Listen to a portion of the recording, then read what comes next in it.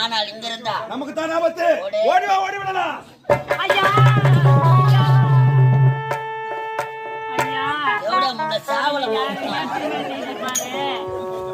என் கற்பியே கெடுத்துரு ஐயா. நான் யாரையா திருமணம் செஞ்சிருப்பாங்க ஐயா.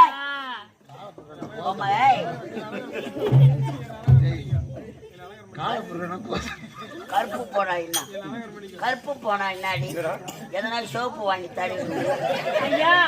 நான் யாரையா திருமணம் செஞ்சிருப்பாங்க ஐயா. எனக்கு என் கருத்து கொடுங்க ஐயா.